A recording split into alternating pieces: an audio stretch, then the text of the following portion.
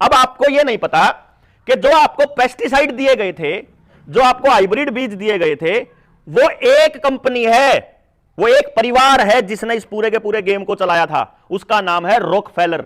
इन्हें ध्यान दियो, क्या नाम है? रॉकफेलर। नाम मुश्किल है लेकिन लॉकडाउन याद हो गया था, तो रॉकफेलर भी हो जाएगा। दूसरा नाम है जो पूरी दुनिया के बैंकों को पैसा देता है, रोथस्चाइल्ड।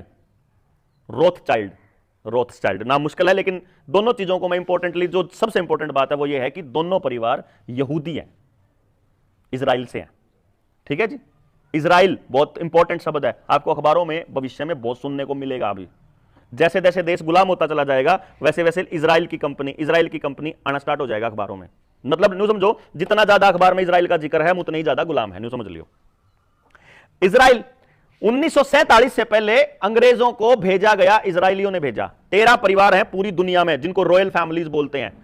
उनको कुछ लोग इल्यूमिनाती बोलते हैं, कुछ लोग कुछ बोलते हैं, कुछ लोग कुछ बोलते हैं, लेकिन असली बात है कि उन परिवारों ने यह निर्णय लिया कि पूरी दुनिया के संसाधनों पे और लोगों पर कब्जा किया जाए। जीने का हक केवल हमको है क्योंकि हम प्योर ब्लड हैं, हमारे अंदर कोई केमिकल आज तक नहीं गया, और जो बाकी हैं ये कीड़े मकोड़े हैं, कबाड़ हैं, इनको या तो मर जाना चाहिए नहीं तो हमारे हिसाब से चलना चाहिए। तो ये वहां से भेजे, वहां से वास्को डी गामा पुर्तगाली भेजे इंडिया की तरफ। नुका अगर भारत की खोज किसने की थी, है ना? अमेरिका की खोज कोलंबस ने करी थी। आधे न्यून भेज दिए, आधे उड़ान भेज दिए। उड़ान जो आए वो इंग्लैंड के रस्त इंग्लैंड वाले भेजे, अंग्रेजों को नौकर बना के भेजा। अंग्रेज असलियत में अपने राज नहीं कर रहे थे, वो तो ईस्ट इंडिया कंपनी बनाई उन्होंने, तो ईस्ट इंडिया कंपनी के जरिए आए थे।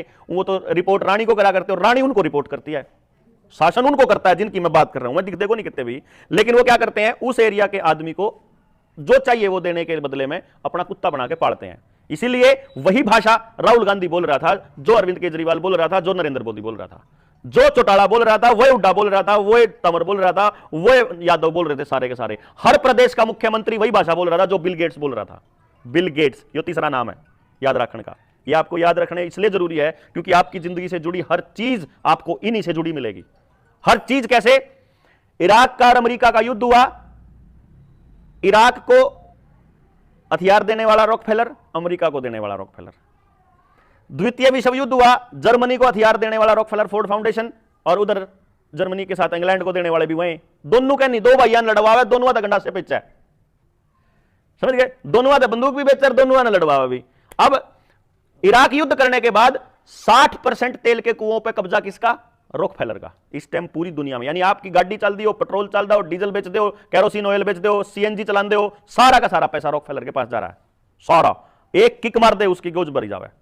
रॉकफेलर के बाद तेल के कुओं पर कब्जा करने के बाद तेल का जब संशोधन करते हैं तो संशोधन के बाद में गैस, पेट्रोल, डीजल, कैरोसिन, कोलतार या बरोजा, ये सारी चीज लिखा करें। वो सारी की सारी कंपनियां रॉकफेलर की, उससे जो बच जाता है उसको एपीआई बोलते हैं, एक्टिव फार्मास्यूटिकल इंग्रेडिएंट। उससे बनते हैं chemical, fertiliser, urea, DAP, pesticide या हाइब्रिड जो बीज है उनके अंदर ये यूज होता है, वो सारा केमिकल रॉकफेलर का। तो जितना भी फर्टिलाइजर आप खेत में डालते हो वो उन्हें का। क्योंकि जो पढ़े लिखे नौजवान साथी हैं, कुछ नहीं करना, हरित क्रांति कैसे आई थी सर्च करो, आपको पता चलेगा कि दुनिया के अंदर भूखमरी जहां थी उन देशों में हरित क्रांति लाने की रिकमेंडेशन रॉकफेलर फाउंडेशन ने करी थी।